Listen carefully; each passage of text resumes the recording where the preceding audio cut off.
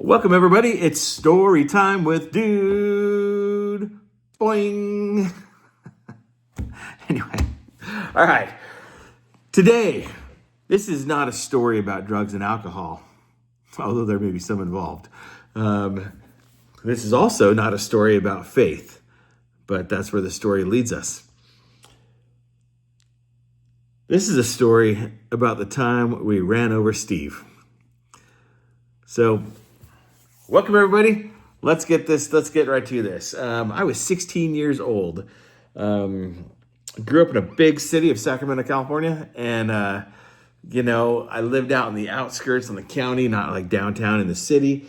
And, 16 years old. Life is happening, right? Now, Sacramento, if you don't know, is a party town. People like to party in Sacramento. And so, being in high school, that's kind of what life sort of revolves around. And so one autumn evening, I don't know, man, the year may have been like 1988. Woo, I'm dated. This is back in the late 1900s. Back in the late 1900s, a group of friends and I, anyway, a bunch of friends met at the park. And I remember I was not much of a partier, so I was kind of just fresh-faced and a good little kid. And a bunch of my friends started smoking some clove cigarettes, and somebody pulled out a beer bong, and the dudes were like slamming beers, and all sorts of shenanigans ensued. And I think it was pretty much the driver of the car and myself were the only ones really not drinking. And I may have done a little something, but besides the point, I ended up riding in the back of this Suburban, like in the very trunk, like where there's no seatbelts or seat, just a cubby, right? And we're driving through town. It's autumn, so there's like Halloween decorations up and down all the streets and everything. And, a bunch of crazy teenagers just out having a good time, causing nothing but havoc. Wouldn't you know it, they wanted to start stealing people's pumpkins. So we'd pull over the car, some kids would jump out, they'd come in, they'd throw the pumpkins in the car, they'd hand them back, and next thing you know, I'm sitting on like a pile of pumpkins, right? Like, I don't even know how many pumpkins. This is like 35 years ago. I don't even know. I can't remember, halfway senile.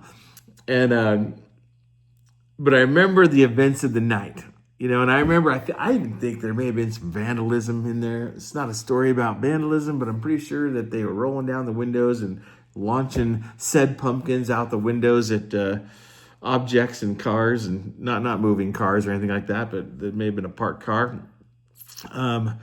Probably no one in that car's best moments. But, just out there doing what kids do, being stupid, right? And I remember we came down this street, and my friend who's sitting he's not driving, he's sitting behind the driver. Then I'm in the very back again. He's like, hey, pull over. I want to get this hat. And so he pulls over, and driver pulls over, and my buddy Steve jumps out of the car, and he runs up to this porch, and we don't even know what he's doing. No one in the car knows what's going on. And he starts, there's Halloween decorations. There's a scarecrow wearing a scarecrow hat. And he starts trying to get the hat off the scarecrow, right? And we're all like, what, what is going on? And the hat, we find out later, the hat is like wired on to the scarecrow. So some homeowner was smart and, thought there might be some stupid halfway drunk kids out there, trying to steal stuff. And I remember watching the front door, watching my friend Steve up by the front door, trying to get the hat off the scarecrow, and then looking directly to the left of the front door, and there's the kitchen window, right? Blinds open. Dude in there doing dishes, right? He looks out the window like, what the hell's going on my porch? And he comes in, and we're like, we see him, and we're like, come on, let's go, and he opens the door like, hey, what are you doing? And there goes my friend, booking it across the front lawn, stumbles, gets back up, And the door that he got out of in the car is still open. So he comes running up to the car, grabs like the side of the door, like the frame of the car, and he's running, and the driver starts to take off, right? And I'm in the very back sitting on a pile of pumpkins, and the driver of the car takes off, and all I really remember, because I'm like sitting in the back and I'm looking right down, at the door that's open and the ground where he's running, and doom, doom, doom, I hear this like foots, like he's running, and then all of a sudden I just hear like you hear rustling, whatever, and then boom, and the car jumps, and I turn around and I look out the window, and I'm the only one in the back. So I'm like bird's eye view, right? I'm like front row seat. I turn around out the back window of this Suburban, and there's like one of my best friends in the world right now at that age. And he is rolling in the street. And the guy, here comes the homeowner, he books it out there, basically jumps on him. And everyone in the car says, "Go, get out of here." Because, we're all like freaked out. So the driver takes off, and we go like 100 feet away, and he stops. So we turn around, and the guy is like on top of Steve. And next thing you know, we take off. We go like a couple blocks away, and everyone starts like panicking, like you do. Like when you're going to be in trouble, that like you've done something wrong. And we start getting out of the car. I'm there. There's 9 guys there, right? They're throwing all these pumpkins out on the grass. And I just remember some dude's yard had like, I don't even know. I don't even know. 20 pumpkins or something. I don't even know. It was a lot. Right? It seemed like a lot, right? It all happened like this. And they're like, and everyone's like, "You got to go back and get him," to the driver, because everybody else had been drinking and, smoking some clove cigarettes and things like that. And, they're worried about getting busted. So the driver very reluctantly, he's freaked out. He's scared, right? He very reluctantly goes back. And now, where are we? There's like, so we're down a man in the middle of the road, just got ran over. The driver, we're now down a driver, because he takes off to go back to check it out or to face the music. I don't even know, right? And I think there's like 7 or 8 of us still there. There was either 9 or 10 of us in that car that night. And I remember we're all just standing there like, what just happened, right? We're freaking out, actually. And we're like, we got to get out of here. So we start walking down the street. It's dark. I don't even know what time it is, but it's the fall. It's nighttime. It's dark. We're in the middle of a big city. We don't even really know where we are, because we're not in our normal like neighborhoods where we grew up or where we lived. We were old. We were 16. There we had a driver. We were old enough to go explore. And so I remember we're after walking like a couple blocks more. All of a sudden, now this makes it worse. Now, okay, I gotta say something for the kids here. There's no kids watching my videos, but unless you got to be Gen X or greater to really even appreciate this story, because there's no cell phones in 1988, right? Probably the fall of 1988. There's no cell phones, right? You have to hoof it to a payphone, and that's even if you got a quarter in your pocket or a dime, whatever the heck they cost back then. Your parents don't know where you are, because there was no form of communication. There wasn't text or beepers or emails or none of that. So you got to think back to a time where kids went out to play, and kids went and partied, and kids went and had mischief, and parents didn't know what's going on. And literally, life just happened without supervision.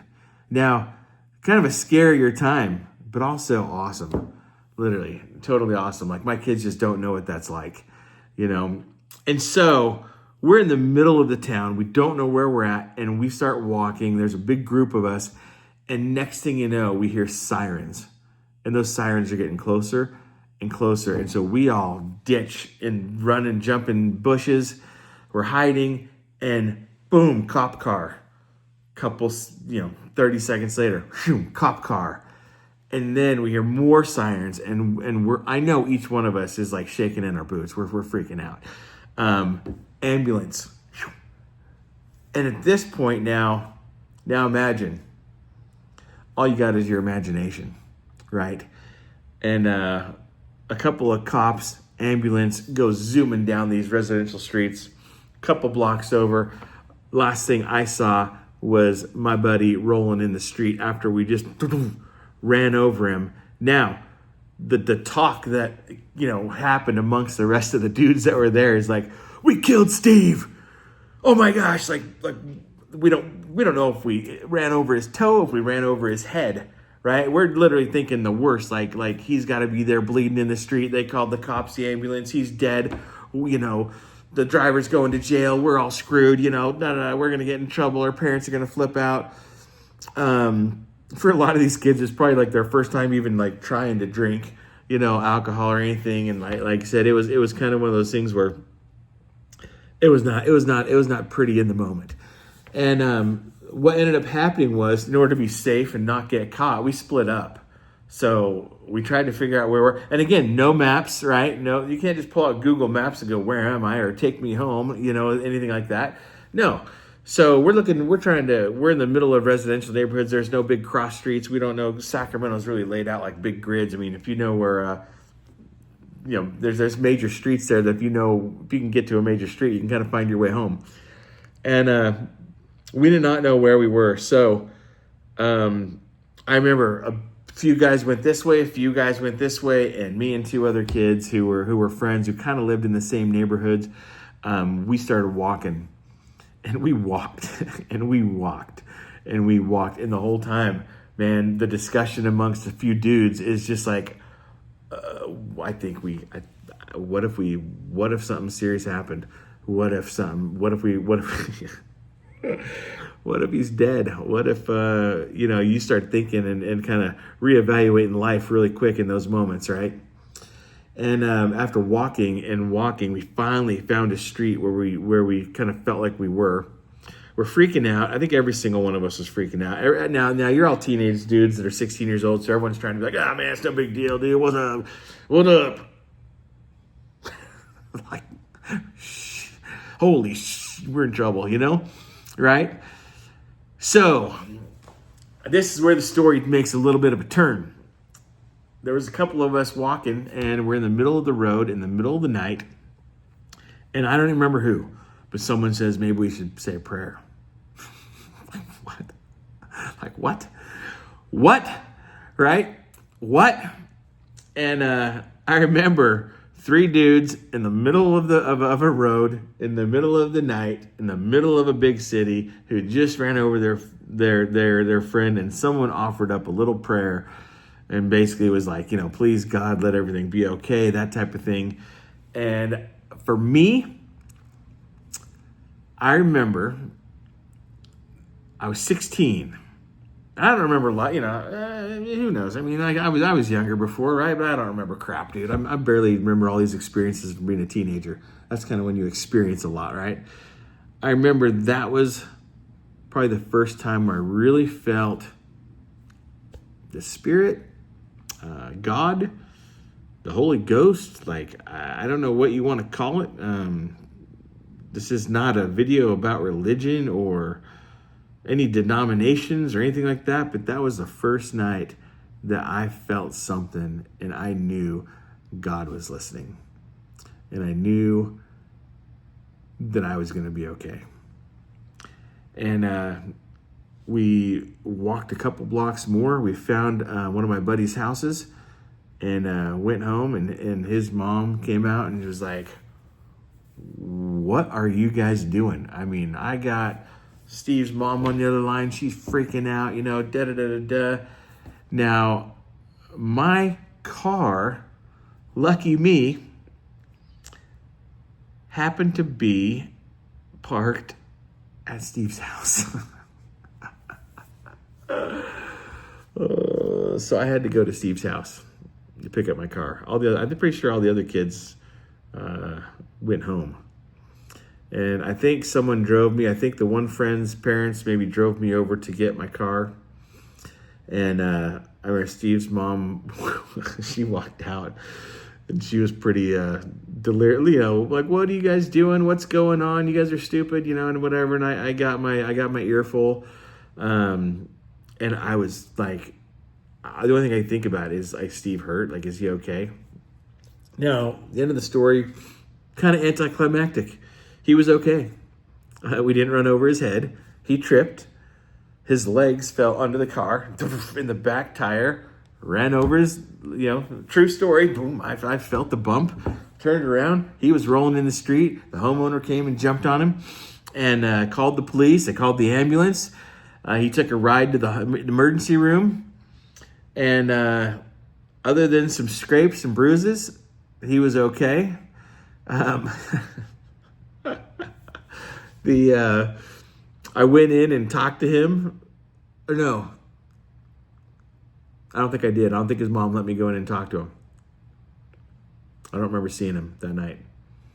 But I talked to her at the doorstep, and she was pretty cool about it.